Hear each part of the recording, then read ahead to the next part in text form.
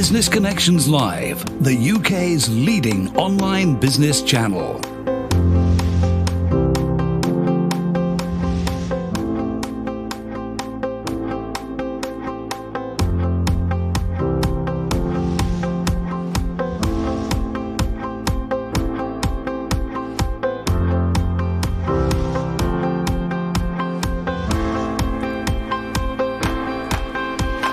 This is Business Connections Live with Steve Hyland. Hello there, welcome along. This is Business Connections Live, the program for entrepreneurs, SMEs and business owners. Now, on today's show, we're going to be talking about cybersecurity and data protection.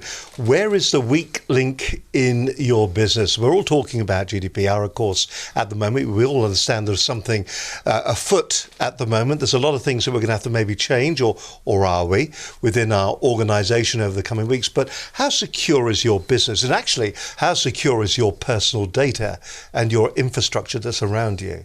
With me today, we've got a fantastic expert in the studio. It's Dan May. He's smiling here. Dan May, Commercial Director from Ramsac. Dan, lovely to have you with us today on the programme. Tell us a little bit, first of all, so that we get a feeling for who Ramsac are. Who are Ramsac? So Ramsac, we make IT simple, so we outsource technology. So predominantly in the SME sector, we work with organisations that want to outsource the management of their physical IT estate, and in larger organisations, we outsource particular skills gaps. So we work with organisations to manage and support technology. Let's get right to the crux of the matter. Just how secure are we when it comes to data security these days in general? Do you think large businesses, big businesses are getting it right? Are small businesses getting it right? Or is there a great big question mark out there and a big from a lot of business owners? I think there's a big in truth. So to put it into context, cybersecurity is a major issue and it's here to stay. So, and this isn't just PR spin from an IT service provider. Because you would say that I would anyway, say that. Yeah. But actually, GCHQ, for example, who I consider to be fairly impartial, lists cybersecurity as one of only 4 tier 1 threats to the UK. So to put that into context, GCHQ puts cybersecurity alongside war, terrorism and natural disasters as the 4 biggest threats to the UK. It's estimated by the government that it costs UK SMEs £29 billion a year in the UK alone when cybersecurity goes wrong, so when there is some kind of cyber theft. So it's a major issue. How prevalent is it, do you feel? We were talking about this outside. It's actually, the impression I got from you is that your feeling is that either we're sloppy or it is very prevalent. I think it's very prevalent. The FBI famously say that there are 2 types of organisations in the world, those that have experienced a cyber crime and those that don't know that they have. UK statistics bringing that home, again, Cabinet Office reckon that 75% of SMEs were affected by some form of cybercrime last year. Now, of course, it's a scale. There's some very high-profile crimes that tend to make the headlines and major financial losses, or major data breaches, such as the recent sort of data breach that was announced from Uber, the cab company, or a couple of years ago from TalkTalk. So some of it, which is the one that everybody remembers. That's the one that everyone remembers. So some of it can be really high-profile data loss, but there's some relatively small level cybercrime happening every day, every few seconds, and there will be an organisation that has either data hacked or money stolen through fraud, basically committed via some kind of internet connected device. Are you saying that there's very little actually we can do about it, and it's just the way things are going to be? Not at all. It is the way things are going to be, but there's an awful lot that we can do about it. So it's just the new modern threat. If you take your home as an example, you would say, well, there are criminals that walk the streets of every town and village in the United Kingdom. So our homes are at risk of car theft or the house being broken into, windows being smashed, vandalism. You wouldn't suggest that there's nothing you could do about that. We take sensible precautions with our physical possessions. We get alarms on our cars, we put burglar alarms on our houses. Normally just after they've been broken into. Well, quite. and the same is true of technology, of course. Probably the best protected businesses are the people that have just been burnt. But there's definitely things that we can do. the threat is definitely here to stay. It's an inevitability. We live in a connected world. We joked outside about it is the safest thing just to disconnect your data from the internet. Well, yeah, it would be, but an organisation wouldn't survive these days without being sort of connected to the outside world. So organisations have just got to do something about it. And for me, it's about understanding how serious this problem is and then creating a culture of good cybersecurity and good staff awareness. Which leads us on nicely to staff awareness. Where do you see as an organisation when you go in there? You can obviously patch up holes in the security of the technology to a certain extent, and as you said, no business is going to be immune to this. Correct. But is it the technology that is the weakest link, or are there other factors out there? I think technology is at best 50% of the solution. If you just take a step back, I think there are three types of cybercrime. We like three types. Three types. So cybercrime happens, I think, in three ways. The first is a physical attack. So it's a hacker. It's a malicious attempt to take information or intellectual property from an organisation. That is all about the physical IT infrastructure, and that things can be done to protect the IT estate through good use of firewall technology, anti-malware technology, whatever it might be. But the other two forms of cybercrime are phishing, so an email attack that attempts to deliberately defraud money out of an organisation by encouraging them to do something that they shouldn't. Or third is negligence, actually. The third type of data theft is people just doing silly things, and that could be as simple as leaving an unencrypted laptop on the underground. So for the latter two, it's not about technology, it's all about the humans, it's the people. We call it the human firewall. It's what people are doing that unwittingly is giving out sensitive information. And for me, the solution to that is all about having that culture of cyber awareness and good training. I was going to say to you, are we all a little bit blasé to it? For instance, I asked you earlier on if you had a Facebook page, and you said yes, you did. And we do share so much information concerning our privacy, our private things. In fact, questions that we use or are used for security measures, we share quite readily on other websites. We do. Is it relatively easy to get a lot of information about individuals, and therefore that too is a weakness? Definitely. So let's take phishing as an example. So a phishing fraud is an email that is sent to you asking you to take a step that is going to basically put your data or perhaps financial resources at risk. So 10 years ago, a phishing email was as unsophisticated as an email from your humble servant. Your humble servant in Ecuador who wants to transfer some money, as part of an estate settlement. And can you open your bank account? Why, of course. Well, indeed. But people fell for it. But I think over the last 10 years, people have become a little bit more savvy. But as with all crime, what happens is criminals stay one step ahead.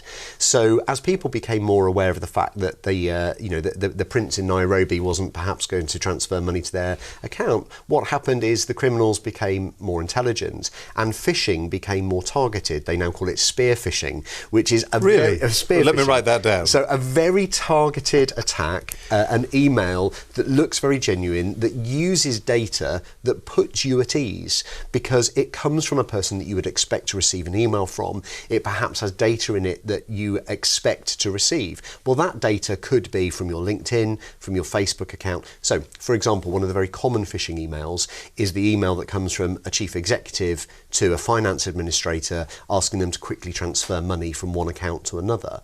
And the spear phishers, the criminals, will have gone onto your LinkedIn profile. They'll know your given name, so they'll use the sort of tone of language and the name style that you would use in your communication. They would know through your LinkedIn contacts who the person in your organisation is that deals with finance, and they would spoof an email that looked really genuine. So suddenly, instead of becoming this very sort of wide net, a la the prince that wants to transfer money out of an African country, it suddenly becomes a very targeted spear phishing attack that looks, to all intents and purposes, to be genuine. I received something very similar that was supposedly from PayPal, and it did look genuine. How do you identify them? How do you realise? Is it a case that we just got to be on our toes all the time? Is there a way that we can look at maybe who it's from, where it's from? Are there things that just scream at us, or should we just be overly cautious all the time? So yes, I think we should be overly cautious all the time, if I'm honest. And I think one of the things that we have to do in cybersecurity is breed a culture of scepticism, unfortunately. But there is also a non-technical answer to some of this, and it's about the systems and procedures that an organisation can put in place. So let's go back to that spear phishing example, where an email looks, to all intents and purposes, to be very genuinely an instruction from a trusted source, say your chief executive. An organisation should have a system in place that says, well, I'll never transfer money to a new account on the say-so of an email alone. Even if that email is from the senior person in the organisation, there will always be a process of either a written form or a telephone call that accompanies it. So it's kind of that sort of, I don't know, dual authentication process, if you like. So technology is the source of the problem, but it's not the only answer. There's actually some good old-fashioned human processes that need to be. Do you mean in we'll place. have to talk to each other? I'm afraid we might, yes. But we're seeing it right across the board, aren't we? I mean, here we are, we're talking about SMEs, but even in larger organisations, the banking industry, it must be a huge problem for them. The fact that to make certain that, A, they're talking to the right person, and the person at the other end of the phone knows that they're actually talking to a bank. Absolutely. And of course, there's forgetting about commercial fraud, just talking about banking fraud and thinking about our own older relatives, for example. Culturally, we're quite a trusting culture, I think. I think we genuinely believe most things that people tell us. And I think we have to instill this sense of caution. I think institutions have a role to play in this as well. I had my own personal experience on Friday, actually, where I received an email from my bank who are dealing with a mortgage transaction for me at the moment. And frankly, the email for me had all the hallmarks of a phishing attack. An email address that didn't match the sender details. It even had a $sign in the email address. My name was in a different colour to the body of the rest of the text. All the things that when I'm running cybersecurity training, we tell people to look out for in a phishing email. This email actually had. Now, I'm cautiously sceptical. This email was asking me to upload my last 3 pay slips to a website that, by the way, wasn't even the same domain name as the bank that I use. So I didn't do it. I phoned up the bank and said, I think I've just been a victim of a phishing attack. And they checked their records and it turns out I hadn't. That was their shoddy email. We are not going to name and shame. We won't. Well, we may. I don't know. We're not at the moment. We're not going to name and shame them. But I've had a similar instance as well. You've just got to be so careful out there. Listen more from my guests on today's show in just a few moments' time. Dan May, Commercial Director at Ramsac. We're talking cybersecurity and data protection. If this is something that just sends the heebie-jeebies up you, gives you the wobbly legs, and you worry about it, well, hopefully we'll have a few solutions for you. One of the questions I'm going to be asking is, where is your data most secure? Is it secure these days in the cloud, or is it secure on a server in your own building? What's the right answer to that? We'll find out very shortly on this edition of Business Connections Live. Now, last week's show, we talked to Rupert Honeywood. He joined me in the studio along with Alex Smith, both from Integrated Marketing Bureau, and we asked them, how do you find the ideal clients and win more business? Interestingly, some of the topics that we're talking about here today with Dan, the techniques that they use to get that information, to get that data on different people, to find out the ideal customer for you, is the same information that is actually used by the fraudsters when they go after your personal information. However, they use it in a more positive way within their industry, where they will go out and they will find the right clients and the right people for your business to talk to and help you grow your business. Great show last week. Rupert always comes up with a lot of great advice. Alex was very good as well, explaining some of the new young thing generation speak for what sales should be doing in any organisation. If you missed last week's edition of the programme, can I just remind you, here's what happened on last week's show on Business Connections Live.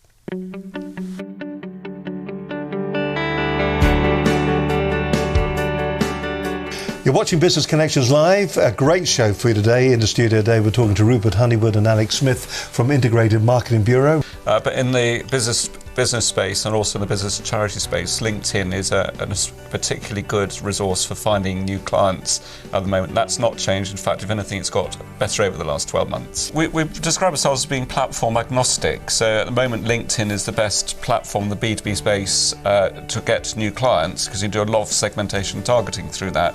But obviously, there are new incumbents coming along all the time.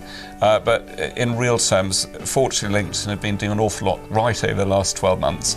So rather than risking alienating their customers or their members, if anything, it's attracting even more. So it's still a rapidly growing network. In terms of new sales leads, is forgetting the phone, is forgetting the kind of the tactics of the phone. We find, especially in our business, we recommend to customers quite a lot getting back on the phones and actually phoning our customers to getting to know them properly again.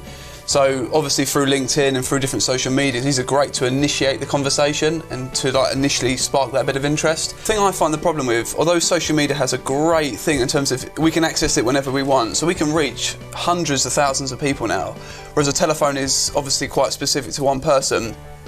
The problem with that though, it's not very friendly, it's not very personable to someone, so especially if you're selling either a consumer good or even something to solve an issue within a company. Social media is great for that initial engagement, but to truly sell someone a solution and provide that solution thereafter, you need to be getting face to face, you need to be getting on the phone, so you can truly identify what someone's actually after and what someone actually needs from their product. And I don't think you can get that personal feel through social media. It just doesn't provide the foundation for that at all. And what we find a lot of the time, for example, LinkedIn is a really good case in point. There's 23 million people on LinkedIn in the UK alone now, and even if you threw away 5 million of those, or just assume they're fairly dormant profiles, there's still 18 million people. But the challenge is, if you're trying to reach, you really need to understand your market and the people you're trying to reach, because in real terms, otherwise you're trying to dilute your effort too much. So by actually segmenting and honing down, that suddenly makes everything much more achievable, much more. With ourselves, there's really 3 distinct steps. So it was part of the social selling blueprint. So the first part is helping our clients to identify the right type of lead, and we could do that through LinkedIn, but also we've now got access to over 5 million business records as well. We then plug in what we class as a prospect nurturing process, and that's really a 6-step process. The final part really is to do with the sales optimization piece, where we start to hand those opportunities over to our clients to close more business. One thing I would say, I noticed in some companies, especially depending on the size, it's not possible, but is to encourage managers to keep doing the same roles as the people that they are managing. Simply so that each day the team not only see the managers doing the same job they are, but so that they can truly understand how the team is performing and how they feel throughout the day. Especially for sales teams that are either cold calling or spending a lot of their days speaking to clients and calling, the managers then truly know how the team are feeling, and only then they can truly advise and lead in the right way. I think the nice thing is because of what we do as a service, we can go in help our clients much more, because where they are not so well trained from a sales point of view, because if we can provide a really good flow of leads where people are asking to have sales-based conversations, the dynamic completely changes. So rather than being a sales call, it's much more of a consultative type of approach. Hello, I'm Alex Smith. I work for Integrated Marketing Bureau as a sales and a partner. The key takeaway, I suppose, is every walk of life that you go into, remember that you're speaking to actual people. So whether it's face-to-face or whether it's on a telephone or a computer, remember, these people are like you, they have feelings, they have emotions. Whether that's in a sales environment or whether in a professional environment, try and think about it from someone else's point of view. Don't just answer on your kind of ideas. Think about it from someone else's point of view, how your words will have an impact on someone else, and then take that back into either a professional environment. And like I said earlier on, when it comes into sales, don't just sell something, provide a solution based upon what they're feeling. So qualify someone properly and really make sure that you're providing a solution, not just selling for your own benefit. Well, I can only compliment that. Obviously, what I would say is stick to the 3-step social selling blueprint. Remember to focus on lead generation, prospect nurturing, sales optimization. And Steve very kindly said I could give a little plug. This is a book which we produced recently on how to find potential clients on LinkedIn. I have to say Steve was a great help with this, because we had previously appeared on the show. We've turned that into a transcript with a how-to guide. And basically, if anyone wants to contact us after the show, just email me at rupert@integratedmarketingbureau.com, I'll be pleased to arrange to get one sent in the post to you. Really great show last week. If you do get an opportunity, do watch it. Rupert Honeywood there and Alex Smith from Integrated Marketing Bureau. And if you do get an opportunity, watch the entire program. You'll find it at the website. By the way, if you're watching the show at the moment, you think to yourself, wow,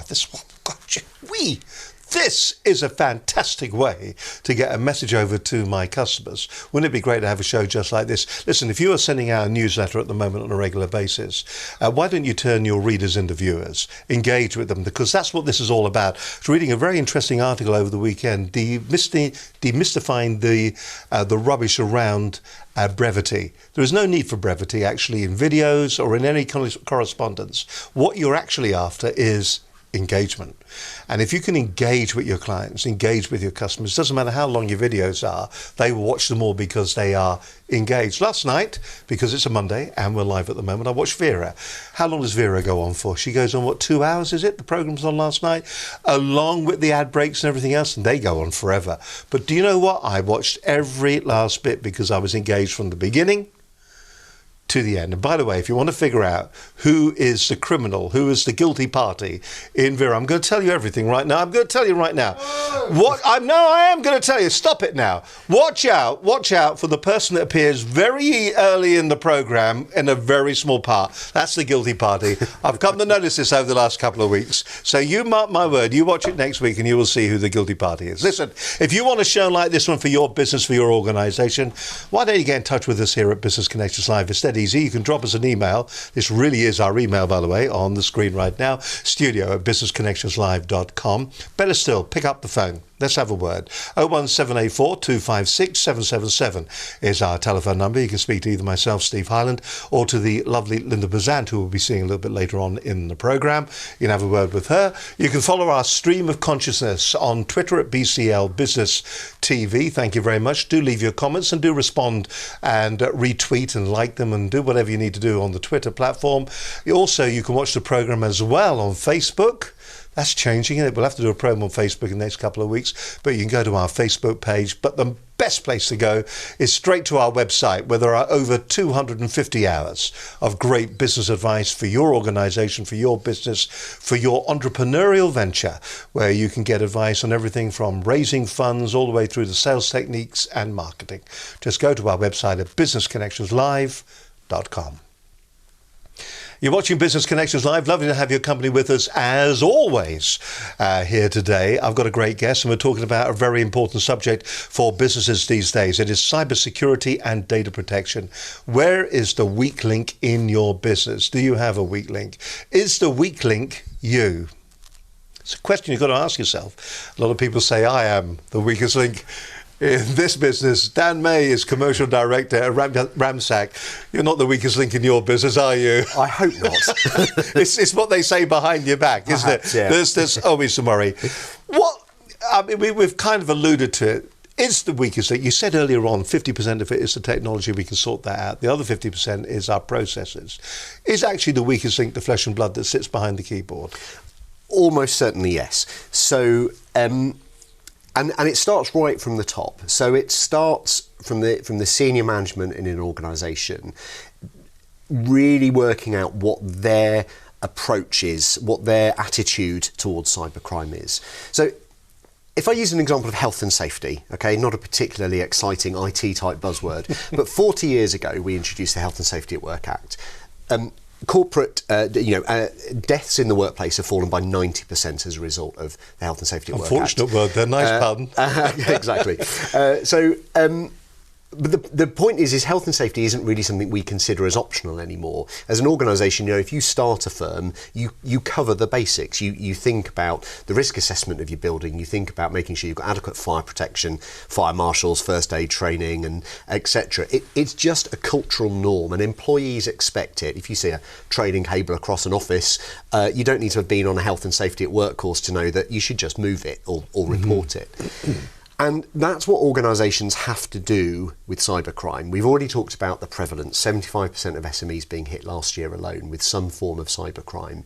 So right from the top of an organisation has to deem this as being a corporate priority. The government are investing £650 million a year into cybercrime within industry, so they see it as a really high priority. Organisations have to think, okay, well, I'm going to really question the IT advice that I'm receiving, and make sure that I'm getting good advice. They've got to really question the investment they're making in the physical protection. But then they've got to think about staff training. They've got to think about the awareness piece for organisations. And do you know what? Time and time again, we'll say to organisations, how seriously are you taking this threat? How much are you talking to your staff about it? And they'll say, well, our lawyers came in, or our HR consultants came in, and they wrote an IT usage policy, and that's section 15 of our employee handbook. And we talk to all our staff on induction, on day one of their employment, about our staff handbook. So yeah, we've done it. When they're still going, where's the coffee machine? Exactly. And it's not acceptable to leave it as a document that sits on the shelf, and let's face it, no one really reads their employee handbook unless they want to work out whether they're entitled to some more leave. I think it's got to be, I keep coming back to the word culture, but it's got to be cultural within an organisation. But is it because we culturally now are more familiar with the technology? We were talking before we came on air today that your children, for instance, you see 18-month-year-olds going up to the TV set and swiping the screen of the TV, expecting the channel to change, and that is so true. I've got a 13-month-old grandchild, and he is as adept at using the iPhone, maybe more so than I am, and is it that familiarity? If you're using something each and every day, that because it's so familiar, it's like when you get in the car, you drive your car without thinking nearly. You're aware, but how did I get here? It's nearly that kind of approach to technology these days. I think it is, yes. I think that's a very good point. I think, and we've got two ends of the extreme in the workplace, haven't we? We've got people who haven't grown up, the sort of the baby boomer generation that's still in the workplace today, for whom there's a certain element of naivety through lack of understanding. And then we've got that sort of I generation, or the generation Y coming into the workplace, who, as you say, have just been really used to oversharing in terms of social media and personal details that are put out there without really a second thought. And perhaps there's a perfect storm somewhere in the middle. And as I said before, cybercrime is evolving. And actually, to go back to that analogy of health and safety, it's probably acceptable to do some health and safety training once at induction and show people where the fire exits are. But with cyber training, the threat changes all the time as criminals keep one step ahead of the techies that protect the exposed fault or weakness in a system. So the training has to be ongoing. We've got to be making people aware that at least once a year there should be a training session for staff, or if staff have a period of absence, maternity leave or long-term sickness, when everyone comes back into our workplace, we should be bringing them up to speed with what the latest tricks are that fraudulent users of the internet are using. What about the basics? Passwords, for instance, how many people are still using QWERTY as a password, or password 123? I mean, you're a security guy, you're seeing it. Just how prevalent is that? It's surprisingly prevalent. Really? Yes, and even if they're not using a run-of-the-mill password, such as that, or such as the name of their child or their football team, which, by the way, we can crack quite easily by looking at your LinkedIn profile or your Facebook profile. So even if they are using something more complex, what we also see is people that either use the same password for everything, or that just never update a password. Let's just stop there for a moment. They use the same password for everything. If you do that, what are you opening yourself to? Well, there's been some really high-profile data thefts over the last few years. So we mentioned the Uber cyber breach. There's the TalkTalk cyber breach that was quite famous a couple of years ago. What people are doing when they're taking data from those big organisations is they're profiling you. They're trying to get as much information from as many sources as possible to say, well, I know a little bit more about you now. I don't just know your first name and your email address. I've now managed to steal the next level of data. So let's just say that's your password. So if I steal your password for your Uber account, what are the chances that that's the same password that you used for your internet banking, for your online mortgage application, whatever it might be? So the risk is, if I crack your password once, have I then got access to all 20 different sites where you've used that same password? Crikey! And you've seen that, haven't you? Oh, yes, and of absolutely. course with Twitter, we share a lot. Facebook will tell you when the birthday is. It'll tell you when somebody's mother's maiden name is. Exactly. In some cases, some of the pictures will show your address. Exactly. You've just got to be just so wary of all of this. So we're putting data out there, and it's amazing when we go into an organisation. One of the first things that we normally do is we do an IT health check, and it's not just looking at cyber; it's looking at all parts of their technology use. But cyber is definitely a big part of it. And it's really simple for an organisation to put in a policy that enforces a user to change their password, say, every 6 weeks, to something that they haven't used in the last 10 password iterations, and that has something more complex than just a string of letters, that has that mix of upper and lower case and digits or special characters, for example. But often it's the C-suite in that organisation that are kicking back saying, "Oh, honestly, sorry, the who? The C-suite, the chief executive, Oh, really? the chief financial Never heard officer." that before. The C-suite. The C-suite is the senior managers in the organisation that will sometimes kick back and say, "I really don't want the hassle of having to remember a new password every 6 weeks or every 8 weeks." But it is the first line of defence. It's the chub lock on the front door of your house. The password is that can be the weakest link.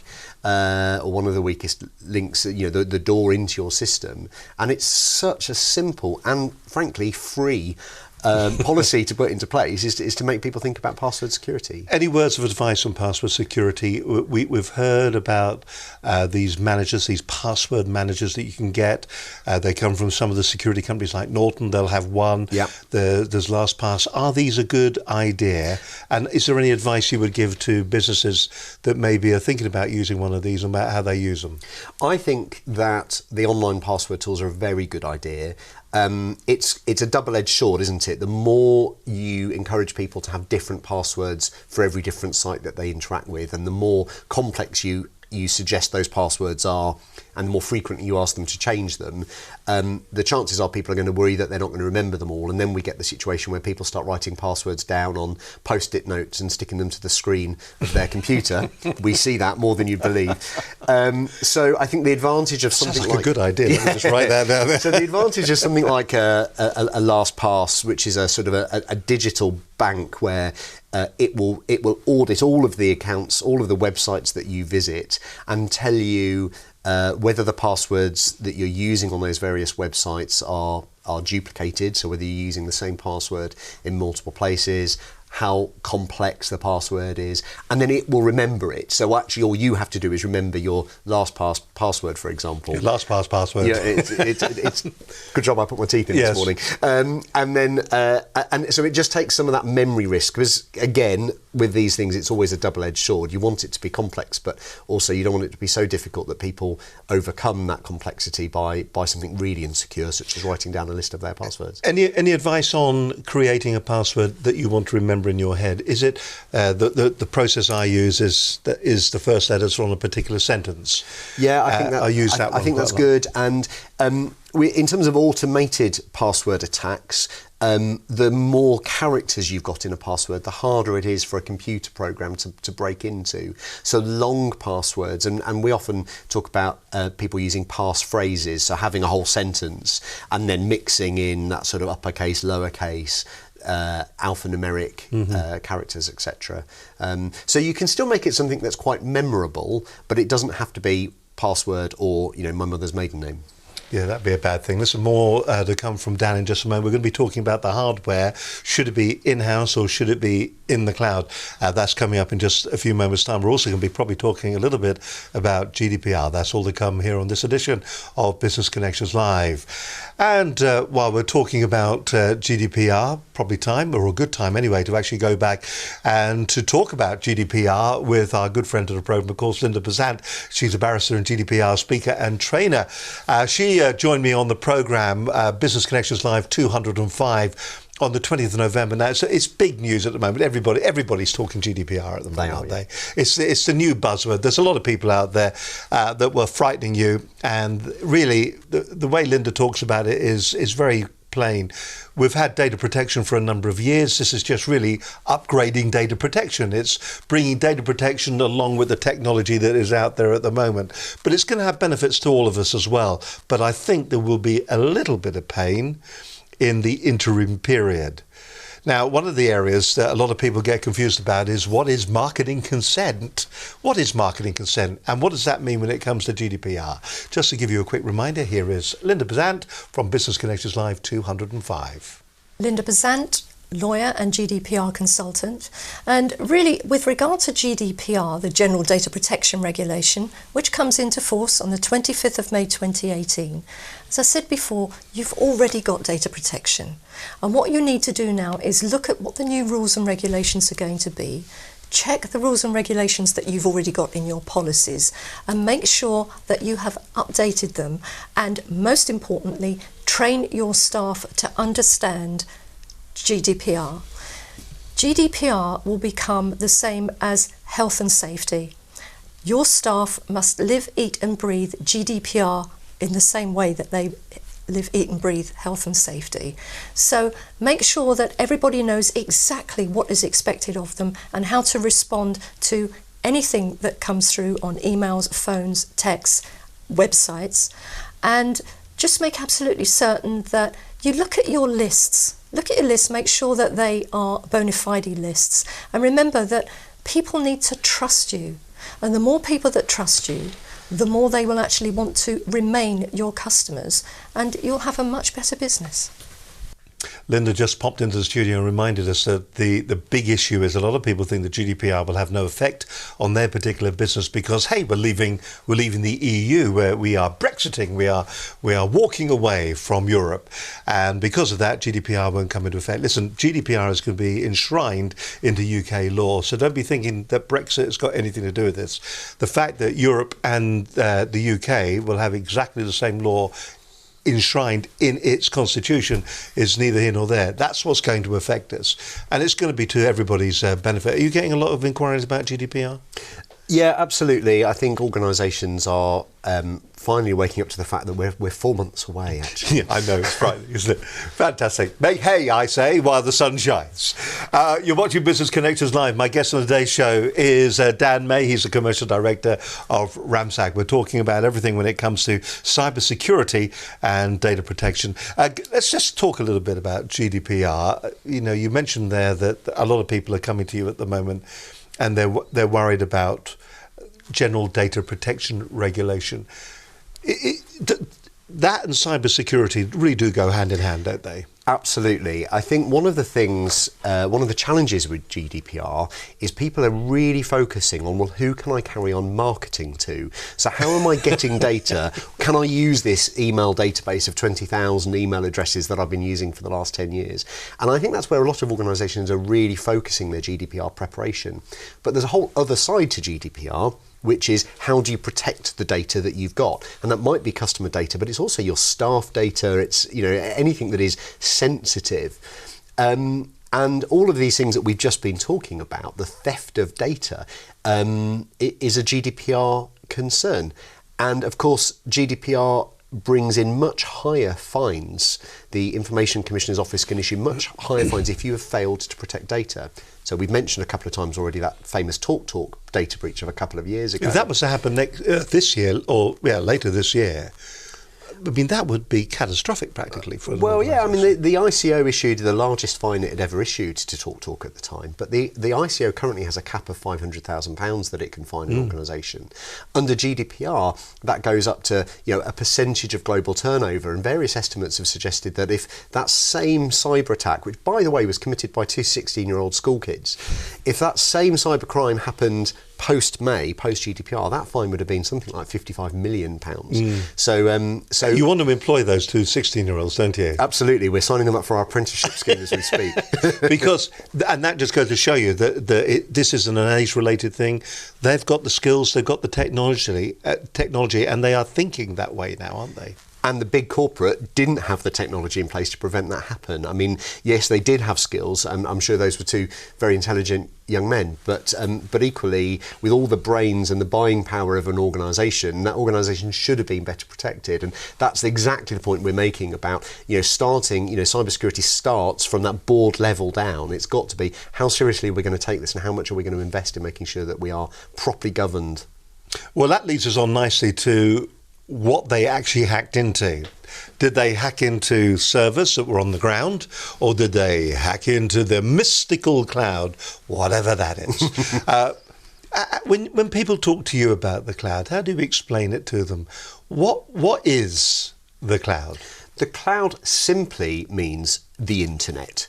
So the cloud is referring to doing computing via a connection to a device that isn't physically on your desk. So at its simplest level, we've been cloud computing for about 20 years. When you had a Hotmail account, your first email account, you were cloud computing. You were logging into a server, an email server that wasn't yours, in order to access your Hotmail email. So it's not really anything new. What's happened, of course, is technology has evolved, the speed of connectivity has evolved, which means we can now do more and more processing on servers that don't sit physically in the building that we own. Now, there are a lot of people who would feel more secure about the fact that they've got their servers in their own building. A lot of the multinationals will have big computer rooms, and that's where their servers will reside, where all the data is stored, where they do their numerous backups and everything like that. And they feel more secure because they perceive themselves as being in more control. Is that true, do you think? It could be, but it couldn't be. So it's a scale. Cloud computing is not inherently safe, and it is not inherently unsafe. Like everything, you have to do your due diligence and your research into what you're doing, where you're investing, where your technology sits, and where your data sits. Now, data in your server is not inherently safe just because you happen to own it. In fact, I would argue that the risk of physical theft or fire, for example, or a flood, is far greater in the average SME's computer room than it is in a highly secure data center. So some of the data centers that we use, so the data center being the enormous purpose-built server rooms or server buildings, if you like, that host data that people put in the cloud. They're incredibly complex buildings with multiple layers of physical security. Some of the data centers we use, you have to have biometric readings to get into the building. You're weighed on the way in and weighed on the way out to make sure you haven't picked up a bit of kit that you shouldn't have done. They're backed off to off-site alternate data centers, resilient power, resilient sort of fire protection systems. Most SMEs are not going to create that level of security and resilience in their own building. So when it comes to physical loss, I don't think that it's necessarily safer to be on your premises.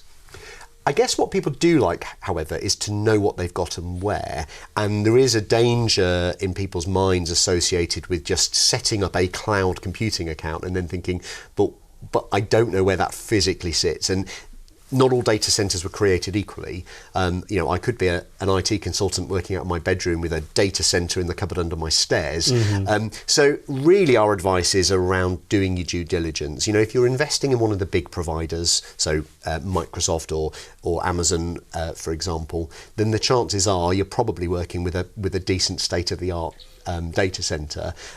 Do your due diligence, find out where that data's sitting. You've got some advice on this as well, haven't you, on what you should be doing when it comes to looking at your cybersecurity and doing due diligence within your organisation. You've got some PDFs that you've got, haven't you? Yeah, absolutely. Can we just have a quick look? We've got, this will just show you some of the different documents. You can download these after the programme as well today. And if you just talk us through what we've got here, we've got 3 different documents on the page there. Protect your organisation against cyber crime. What does that cover?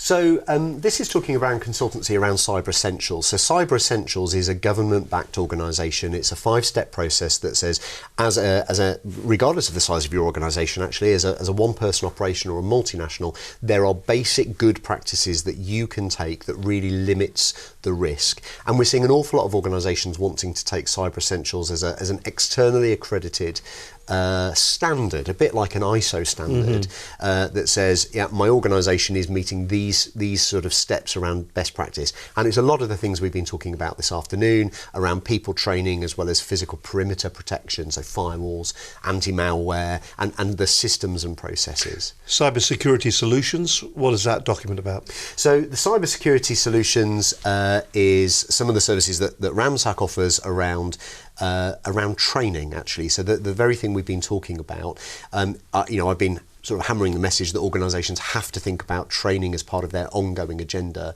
But actually, if you're a financial organisation or a law firm, who in your organisation can deliver that? So there is a number of ways in which you can roll out training, and we have everything from a sort of a half-day, very interactive workshop for the board that enables an organisation to think about its risk profile and its sensible security steps, down to end-user training that can be delivered via the web and delivered as a sort of a 10-minute cyber awareness module every month, which all staff can take part in. And the ebook? The ebook is, I guess, a summary of some of the things we've been talking today. It's a free download on the website, and it just takes an organisation through the key steps that they should be taking to ensure that they've covered their bases, really. Let's go back to the cloud computing then, when we kicked off on this particular segment. We've done our due diligence. What about organisations that have huge amounts of data? For instance, what we do here, we record everything that comes out of each and every one of our cameras. So we're talking about huge amounts of data. Is there a cut-off point that you would say that kind of data deserves to live in the cloud, but these huge pieces of information, this huge data collection, where do you store it? You can't be sending that up and down an internet connection. Do you know what? It's a misnomer to think that everything's not really in the cloud anyway. So even if we store this data on our own server, in our own server room in our building, that server is still internet connected.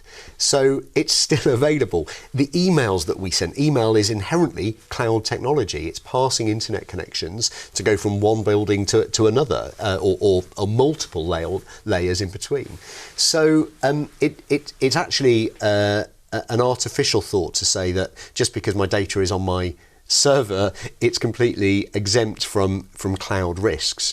If it's connected to the outside world, there's a cyber risk associated with it. So cloud is kind of clouding, so to speak, the picture in terms of people thinking that it's inherently safe or unsafe. It's what data have you got and how are you securing it? And just because you've put data in the cloud, by the way, doesn't mean that you don't have to take those core basic principles. Cloud servers still need to be patched and updated regularly. You know, the core bit of advice from any cybersecurity well, I guess the two core bits of advice from any cybersecurity expert will be password policy and keeping machines patched and updated. We saw the big WannaCry outbreak last year that took down massive parts of the NHS because of old software that was no longer able to be patched and updated. People think that just because their servers are in the cloud that box is ticked. Well, it might be, depending on the service provision that you bought into, but you might have a virtual server sat in a data centre that you are still responsible for patching and updating, and that you should be monitoring. So just because it's not in your building doesn't mean it goes away. And of course, legislation is going to be coming in where it become, I don't know whether it's a criminal offence or not, that if you do not take the appropriate action to make certain that your software is up to date and has been patched, you're therefore liable. I'm sure Linda will jump into the studio at any moment and go, actually no, the law is this. But we've got to be very aware. If you're running Windows XP, you're probably on the side of the law at the moment. Well, the risk is the reason that software should always be patched and updated is organisations such as Microsoft, but all the big software houses, release their patches and updates to fix known flaws and vulnerabilities in a system. So as I've said several times already this afternoon, cybercrime is about keeping one step ahead of the criminals, or in fact the criminals staying one step ahead of us, probably. So a vulnerability will be exposed, and the software manufacturer will put in a fix that covers the vulnerability that they've realised.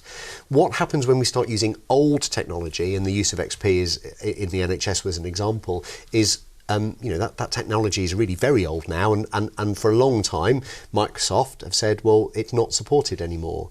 It doesn't mean it stops working, but it means they're no longer, when Microsoft stops supporting a piece of technology, it means they're no longer going to patch and update it, which immediately makes it the weakest chink in the armour, so it's going to be the first target for criminals with malicious intent. I've seen organisations who will remain on a particular operating system because that's where all their systems, in their mind's eye, reliably work, and the cost of upgrading to a different operating system, the actual implementation of that, they see as being cost prohibitive until somebody comes along and they get a cyber attack, and then they realise the real cost. There's still more to come on this edition of Program from Dan May, Commercial Director of Ramsac. I'll also be showing you their address in just a moment. I'm going to ask Dan, what does the future hold for us? Where are we going? What's the next steps? What's just around the corner when it comes to data security?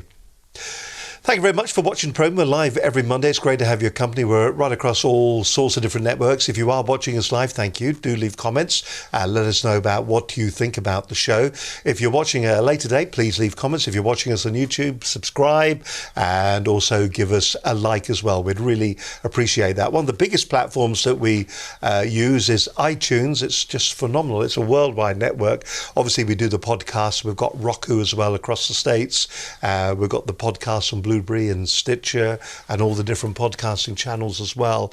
The program is streamed on Ustream. It also goes out live on Periscope while the show's going out. So effectively on the Twitter platform, you're getting a live stream of the program along with his Facebook page and the YouTube page. But as I said, iTunes is very important to us because a lot of people seem to be using that as a receptacle for downloading of the program. And thousands of you are doing that each and every month. And you can help us there because we want to grow the viewer base of Business Connections Live and would like a review from you. If you find today's programme useful, well, please leave a review and say so. Go onto your iTunes, download the program, leave a review, say how useful you found it was, and the analytics on iTunes will then actually recommend the program to other people who are watching similar business-type programs. Go to your iTunes account and go into the tab that says ratings and reviews. It's dead easy to do on your website. That'll take you to another tab that says customer reviews. Write a review, give us a 5-star review, say, Dan May, what a nice bloke, you've only had a bit of hair. You can say something nice about the show. That's not nice, is it? He could borrow some of mine. And must get a haircut. And it keeps cutting this bald patch into the back of it, and I don't understand what that's all about. But please do leave your comments about the program. Please do leave that review, and it will help us grow the program in the future. You're watching Business Connections Live. My guest on today's show is Dan May, he's the Commercial Director of Ramsac. If you want to go to their website, let's just have a quick gander right now. This is their website, all sorts of different things. Gives you an outline of what they do, the services, their total IT, the IT support, consultancy, cybersecurity, GDPR, Office 365 migration, cloud migration. Loads of women work for the organisation, obviously. And it gives you a real insight of who they are. Tells you a little bit about who they are as well. Hang on, let me just get them up. And if you go onto their site, you can meet the entire team, which is good. You got Robert May, which apparently is Dan's very much older brother. Correct. Very much older brother. That's the Managing Director. Sally Cooper, Operations Director. Dan, of course, Commercial Director. And Paul Mew, who is the Technical Director. But go onto the site. It's got loads of resources on there. You can download the documents we were talking about earlier on. You can also go to our website and you can download the documents from there as well, and that'd be really a big help to us too. So just go onto the site, find out a little bit more about how maybe Ramsac could help your business. You're primarily based, are you UK wide or are you primarily based in the southeast? So our main office is in Surrey, but we don't have to be Surrey to be here. Yeah. We support organisations all over the UK and indeed in 19 different countries worldwide. And size of organisation, does it matter? Not really. Typically, the clients that we work with tend to be in the sort of the small medium enterprise, so organisations of up to about 200 people normally, and a lot of work in commercial organisations, but also in charities and schools as well. What about the future of all of this? Cybersecurity seems to be a blossoming, growing industry at the moment. Where do you think we're going? How will we improve our security? How will we incorporate GDPR? What does the next couple of years hold for us, do you think? I think it's a hard question to answer because, of course, we don't know what the threat just around the corner is going to be.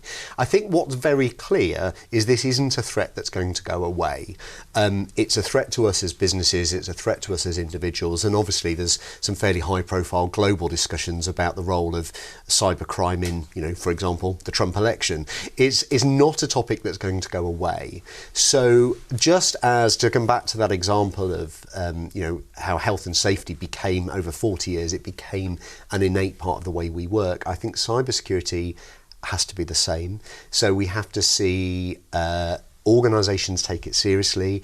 We have to see organisations treating a data risk assessment as part of an ongoing programme. Staff training has to be continuous because you have to be making people.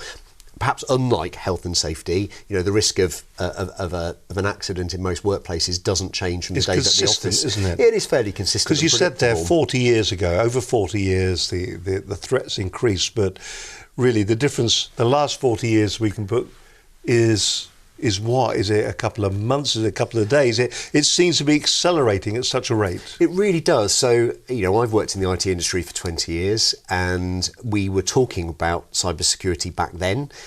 We were talking about antivirus software and as businesses became internet enabled, we started to talk about firewalls and virtual private networks and things like that. I think in reality, what's been really shocking looking at our own help desk statistics is just seeing the impact over the last 4 years in particular of the number of cases that get logged by our clients around data theft or financial theft. And I have to say, inevitably, the first question that gets asked is, why didn't my IT department protect me from doing so?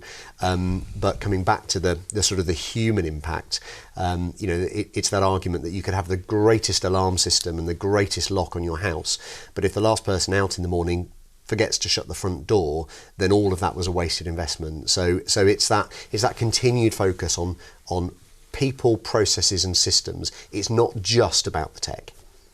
And is there any a question I was going to ask you while you were talking about that? We hear about Windows. We have all these different pieces. This is just me now, a bit of consultancy, a bit of free consultancy going on at the moment, and hopefully you can answer it. But we've got things like Norton antivirus, we've got AVG antivirus, McAfee. We've got all of these that are just all sitting there at the moment, and we think to ourselves, yeah, we put those on. And yeah, I've read somewhere that actually they're saying now the inherent ones that are in Windows 10, is just as good as all those. Is there a review on that? I think from a commercial point of view, what organisations should be doing is investing in a technology that allows them to take central control and central management. So we're all managing increasingly diverse workforces where people are not based in, that famous phrase that work is what you do, it's not where you go anymore.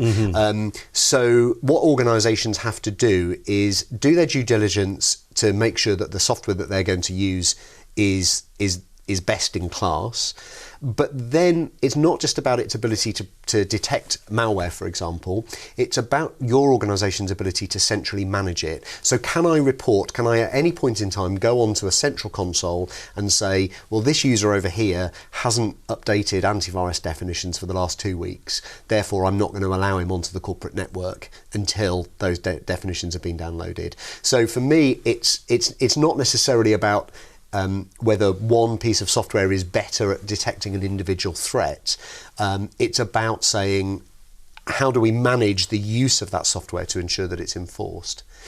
There's additional layers of protection now as well. So as well as sort of the traditional antivirus software, the big software houses, and Sophos probably have led the way on this, are coming up with anti-encryption software. So the big cyber threat that we haven't talked about actually is this whole kind of encryption threat, where you click on a malicious link and suddenly it starts encrypting all the files on your hard drive, and then you get a message saying that in order to have it back you have to release a certain amount of Bitcoin to a Russian organisation. I was going to say, yeah. So and there is software now that's keeping up with that threat.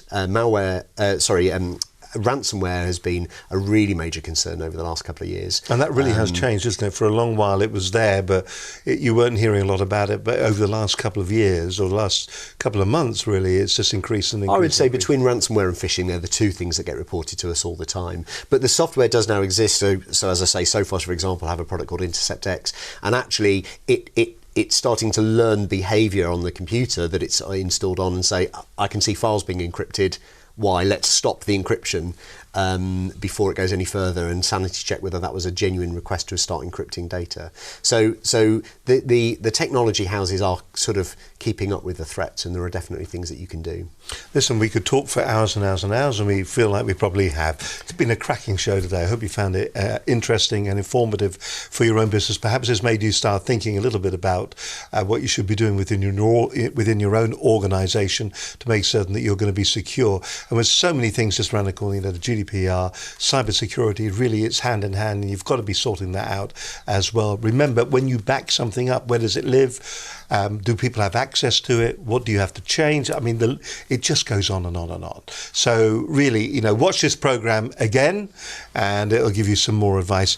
Dan, we always ask our guests to look straight down that camera at the end of each and every show, say who they are, where they're from, and to give us the key takeaways as you perceive it for what we should be remembering as small to medium scale enterprises, SMEs, small businesses, entrepreneurs that are out there who've got their system, be it in the cloud or be it, with local servers. Your key takeaways that you would give. So straight down that camera over there, the airwaves, Dan, are all yours.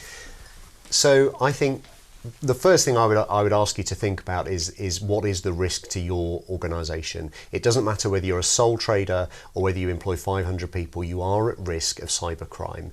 It's not going away. So it's time now to say, well, what is my organisation's approach to this? What are our risks? What data do we have and how is it being stored?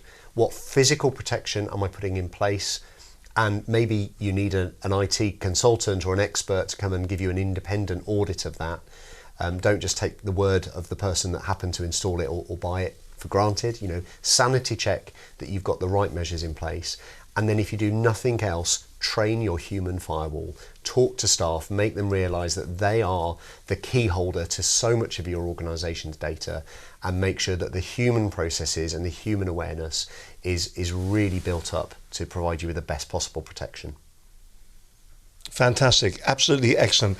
And if you want to find out more information or download those particular PDFs, you can simply go along to either Ramsac's website, which is ramsac.com, or if you wish, you can go along to Business Connections Live and you'll be able to download all those PDFs from our side as well. I'm afraid we will ask you for your password. No, we won't. We'll ask you for your email address so that we can. And your mother's maiden name. And your mother's maiden name. And what are the other key things that we should be asking for? Oh, the town that you were born in. Town you were born in. Yeah, it's all there. Don't worry. Just fill it all in. Don't worry about the information. We'll keep it completely safe. It's nothing to worry about at all. Listen, thank you very much indeed, Dan, for joining us today on today's program. It's been a real insight, and I hope you found it really interesting.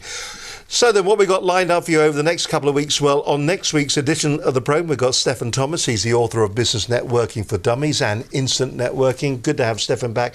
I think we spoke to Stefan, God, it must be nearly 2 years ago.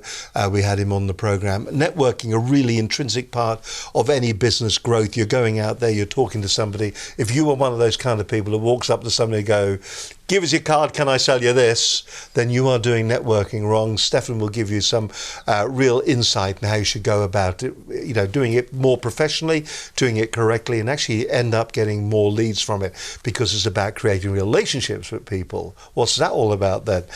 Coming up on future editions of the program, who we got lined up here? Peter Liner, he's the chairman of ABLE, A-B-L-E. Jerry Brown, the customer life guy, will be back on the program again, talking about the customer experience. We've got David Richards from AA Drive Tech. He'll be on the program talking about fleet management when it comes to the cars in your business. And Emma Tarring of the Marketing Matrix will be joining us in the program, and how you can go about putting some really coherent marketing plans together for your business. Don't forget, you can sponsor the program. Do get in touch with us here at Business Connections Live. But until we do it all again, from the pair of us here, Dan and myself, have a great week. Bye for now.